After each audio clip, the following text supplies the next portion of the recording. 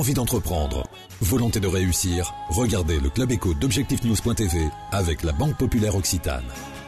L'aéroport Toulouse-Blagnac, le partenaire des entreprises du Grand Sud-Ouest, vous présente le Club Éco d'Objectif-News.tv.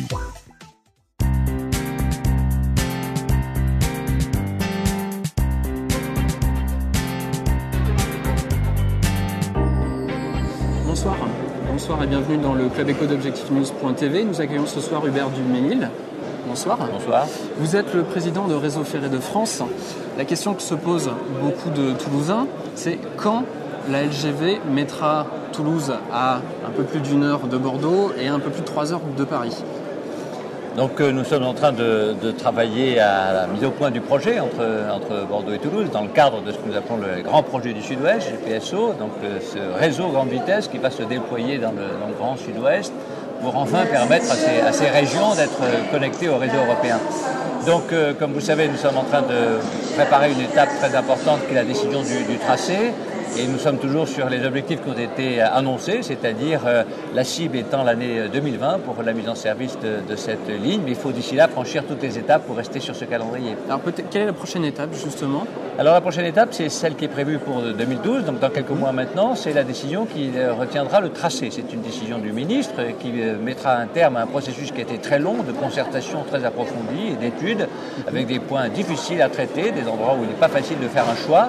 Et donc j'espère que le ministre prendra une décision début 2012 pour que le tracé étant fixé, nous puissions à ce moment-là et sans attendre lancer l'étape d'après qui est la préparation de l'enquête publique. L'enquête publique sur l'ensemble du projet pour avoir une décision de déclaration d'utilité publique en 2014. D'accord. Est-ce qu'il y a une date qui est arrêtée ? Parce que je crois qu'il doit y avoir un comité de pilotage qui doit arrêter le tracé vraiment définitif. Janvier, oui, c'est toujours le comité de pilotage donc est programmé en janvier. Il sera réuni sous l'autorité du préfet de région Aquitaine qui coordonne les choses pour l'ensemble de GPSO, donc Bordeaux-Toulouse, mais aussi Bordeaux-Hendaye. Et donc à ce comité de pilotage, nous essaierons de nous mettre d'accord sur un tracé pour ensuite proposer au ministre une décision qui arrêtera définitivement le tracé. D'accord. À quel investissement se monte le tronçon Bordeaux-Toulouse ? Alors nous n'avons pas encore fini nos évaluations sur l'investissement et ces évaluations évidemment sont dépendantes du tracé. Il y a encore des choix à faire qui mettent en jeu plusieurs centaines de millions d'euros. Donc vous voyez que évidemment on n'est pas tout à fait au bout. Nous sommes très attentifs à rester très, très vigilants sur le montant de l'investissement parce qu'il faudra ensuite en assurer le financement. Mais tant que les décisions définitives sur le tracé ne sont pas prises, nous ne sommes pas en mesure encore de donner le montant définitif du projet. D'accord. On sait cela dit que le coût de telles infrastructures est extrêmement élevé. La dette de RFF est considérable, près de 28 milliards d'euros en 2010. Les collectivités locales ont aussi du mal à abonder. Est-ce que, compte tenu de ce contexte, cette LGV risque de ne pas se faire ? Alors vous avez raison de dire que dans le contexte économique actuel, nous devons être très vigilants sur la capacité de financement des collectivités publiques. Ces projets sont financés par les collectivités locales, l'État, Réseau Ferré de France et nous l'espérons aussi par l'Europe. Donc ceci nous conduit d'abord à être très attentifs sur le coût du projet et donc de faire des propositions très raisonnables sur les choix qui ont des conséquences financières. Ensuite, nous avons effectivement une dette importante. C'est la raison pour laquelle nous sommes attentifs à ce que la contribution de RFF n'engendre pas une aggravation de la dette. Donc si nous devons financer une partie du projet, et nous le ferons, nous veillerons à ce que la dette supplémentaire qui sera provoquée par ce projet puisse être couverte par les recettes futures. Et en ce qui concerne les collectivités locales, c'est un point que nous aurons à débattre avec elles en 2013 et 2014 pour faire le tour de table et permettre à ce projet de se réaliser. Pour ma part, je suis confiant que ce projet se réalisera jusqu'au bout. La destination de Toulouse est l'une des plus intéressantes qui soit, non seulement Toulouse, mais ensuite l'Espagne, et donc je suis pour ma part très confiant. D'accord. Comment les territoires doivent-ils se préparer à l'arrivée de la LGV ? Vous avez raison de dire que les territoires doivent s'y préparer.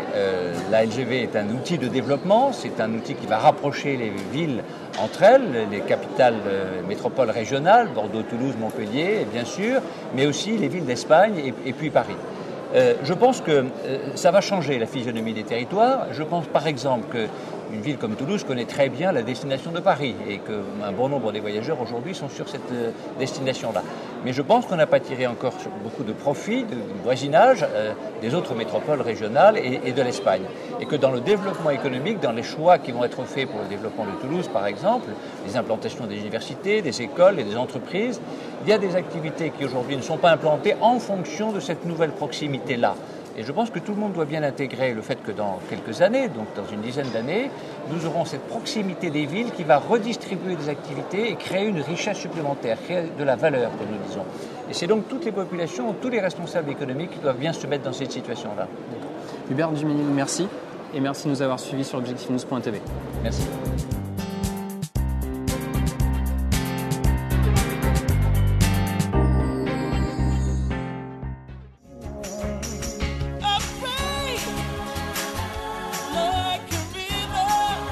Envie d'entreprendre? Volonté de réussir? C'était le Club Éco d'objectifnews.tv avec la Banque Populaire Occitane. L'aéroport Toulouse-Blagnac, le partenaire des entreprises du Grand Sud-Ouest, vous présente le Club Éco d'objectifnews.tv.